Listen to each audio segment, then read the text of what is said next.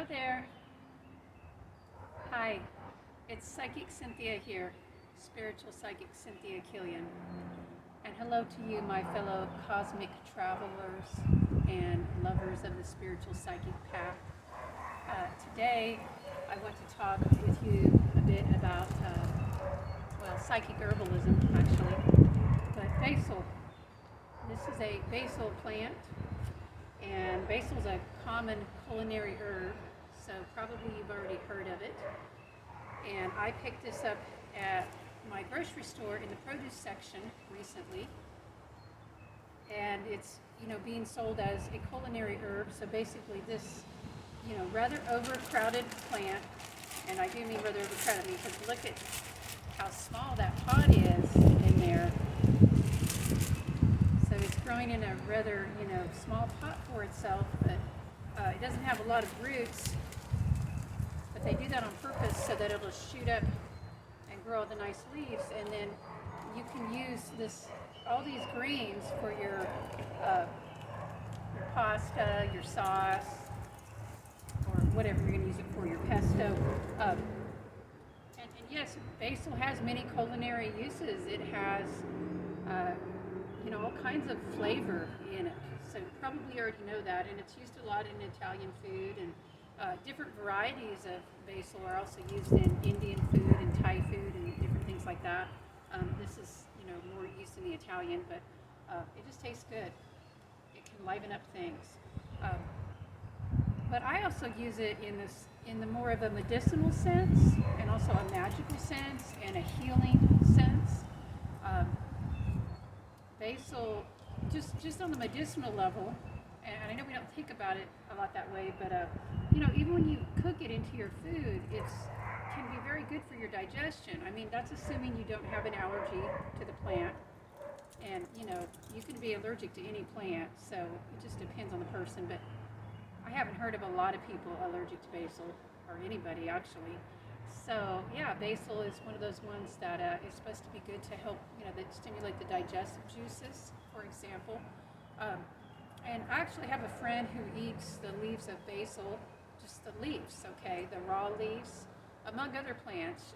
She'll eat the raw leaves of basil and mint and hyssop and maybe lemon balm too.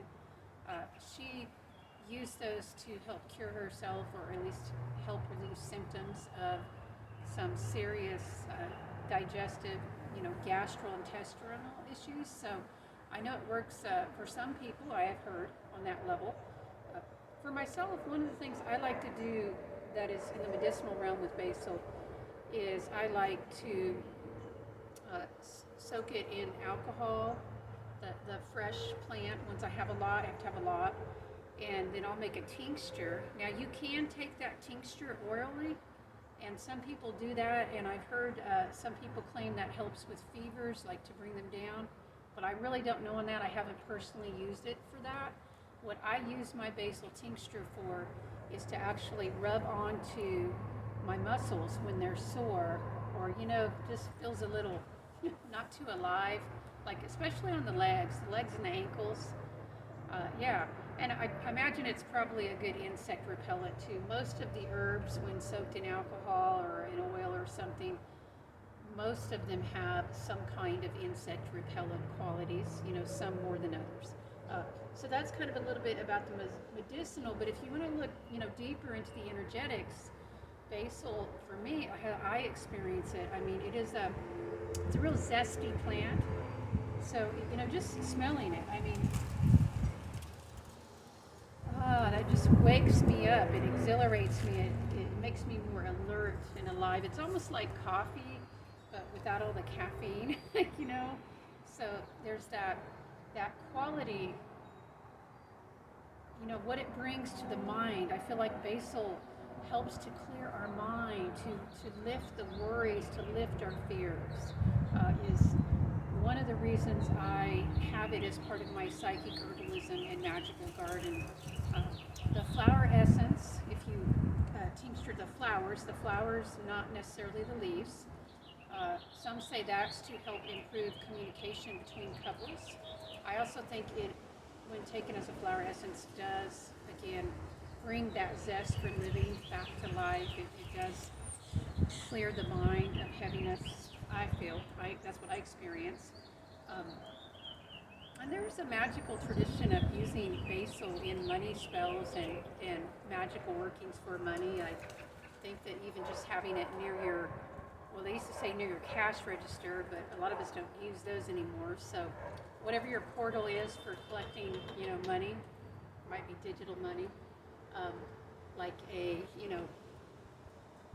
whatever your, point of sale, your entries where you enter your sales, whether it's a computer terminal or your phone or an iPad or whatever it is. Yeah, keep some basil leaves there. They can be dried.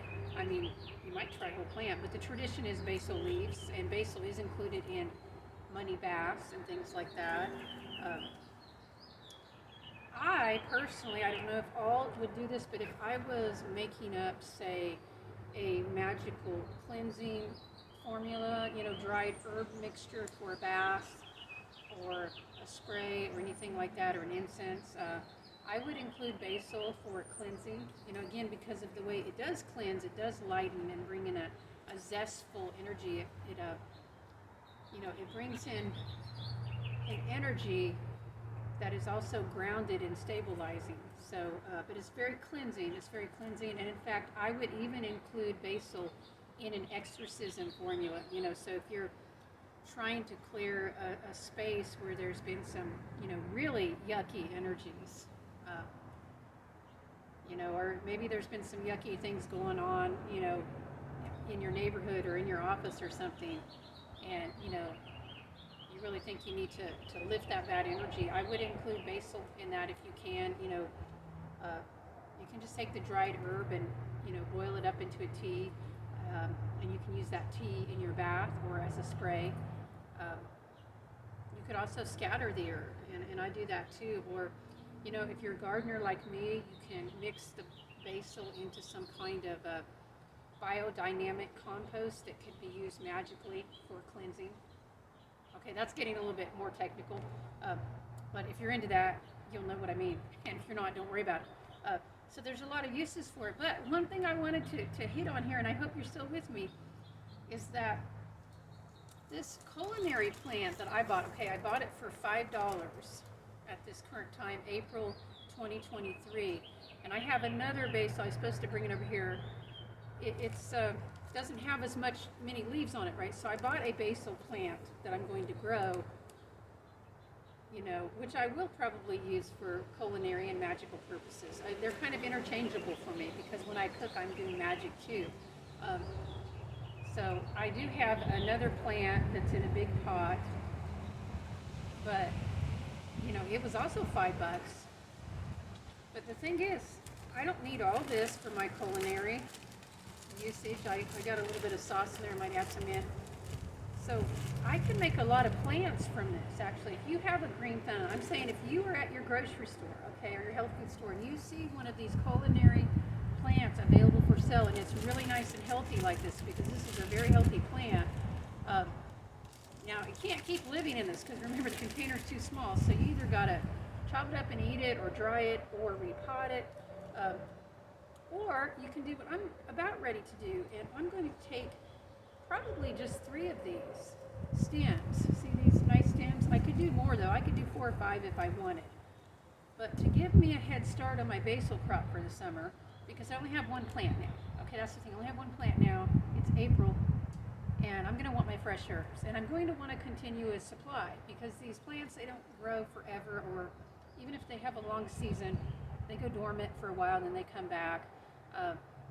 So yes, I'll plant some from seed. By the way, it's very inexpensive to plant these from seed, and anymore I don't have to buy basil seed. Here's a tip: you let a little bit of your basil go to flower, and you collect the seeds from the flower once they dry. Okay, and then you can keep planting from those seeds. But it takes a while for a seed, to sprout and then to grow up and to become a mature plant. So yeah, I'm going to want some basil, before September. Okay, so what I'm going to do is I'm going to take 2 or 3, I think I'm going to do 3. And again, I could do more. I could do 10 off of here and still have plenty of basil, it looks like. because they don't have to be this long, by the way, and this is pretty long for what I'm going to do, but we'll work with it. So I'm going to do some cuttings, and I'm going to propagate this plant and make more basil plants. Did you know you could do that? Some of you do know that, I'm sure, but you forget. And there's different ways to do it. You can just cut it and then put it, by the way, I don't know if I'll make it that long. I'll probably do it like about that long. It just depends. But you can cut it and then set the stem in water and let it grow the water roots, and that's one way. But I don't have time for that. It's April and I want to get these going. So what I'm going to do is do them in the soil method. And I've got 3 cups here, you can see.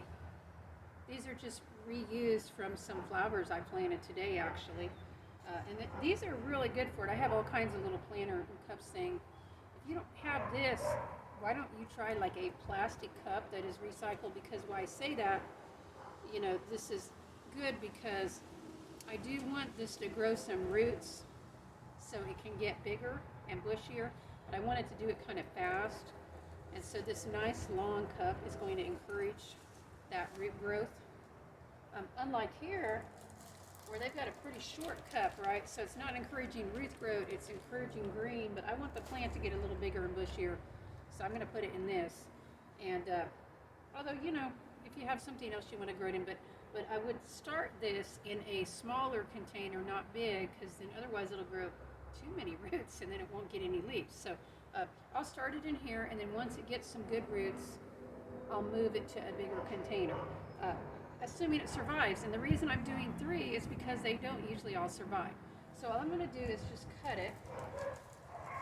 You can almost just take it off with your finger. Let's see if I can do that, because these are so tender. Here's a nice one. He's not as long, but he sure looks healthy. He needs to have a few leaves, okay? So I'm just going to take him off right here below a node. I can see there's a little node, and if you don't know what that means, just you'll see a little line where it's almost like where there could be new leaves, but there's not. And I'm just going to pierce that there. See if I can get that to my finger. Yeah. Oh, and I got a little basil leaf there. I'll have to eat that later. And so I've got my cut. And what I want to do, okay, first off, what I want to do is dip this in some water, and I don't actually have any water here. I have some tea. That might work, actually. I don't mind. If I don't mind my tea tasting like basil, and I don't. So I'm just going to kind of dip it down in there.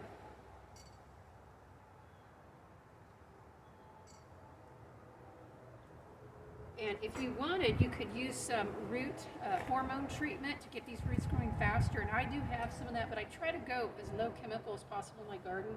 I don't know, I might do one like that, but I'm just going to do this, and I'm going to go ahead and put him down. I've got some loose soil here. The loose soil is important. And yeah, he's already in here. And that's kind of it. I'm going to water it, okay? I'm going to water it carefully. And I'll probably put a couple of rocks around there to help anchor it, but that's it. And then you just got to keep an eye on it, and the tricky part is watering it. Well, 2 tricky parts, 3 maybe. Temperature, light, and water. You don't want it to burn up. This is why I'm doing it today, because can you tell it's overcast here? I guess you can't really see the sky, but you can kind of tell. I mean, this is like 3:30 afternoon, and this is a very sunny part of my yard normally at this time. But it's not, because we have a lot of clouds and there is rain coming in, and we're supposed to have cool temperatures and mostly cloudy skies and rain off and on for the next few days. So that's really somewhat ideal for this, because in order to do these cuttings, you need a cooler temperature, but not cold. Basil does not like frost. It, you know, really, it's going to get down to, they're saying, maybe like 47, 45, and that's a little cool for basil, but, you know, I'll keep an eye on it, and if I think it's getting too tender, I'll move it into the greenhouse for a few hours or inside. And actually, I could just do these, you could do these inside. If you're worried about the temperature, just put them inside in a mostly sunny window, but not too much, because that's the thing, if they get too much light, you know, you have to watch it. They can burn. But, I mean, generally, basil likes light once it's established. But yeah, you know, I'll keep it watered. I won't have to, though, for the next few days because it's going to rain, or I don't think I will. I'll keep an eye on it. And Yeah, hopefully in, a week or two or longer, however long. It'll be fast this time of year. So it'll have some roots, and then I will take it out of these containers because you need a little bit wider container for basil if you want to get that nice bushy plant effect. Uh, and then I'll have three, well actually four, because I already have a basil plant ahead of these, but I'll have three plants, basil plants coming into the summer while my other seeds and things are growing. So I just have a continual supply of basil. And I don't know, maybe I'll do five. We'll see. I wanted to share that with you because, again, this plant only cost me about $5 at this time, and that's not very much. And if I can, have some culinary or magical use out of, the majority of it, and also create a few more plants, that's a bargain, right? Because remember, the other plant cost me $5 too from the plant store. So yeah, I'm saving myself $15 here. Okay.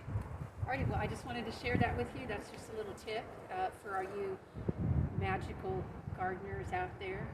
And I'm wishing you fantastic gardening season. And let's hope it's a good one. Until next time, bright blessings.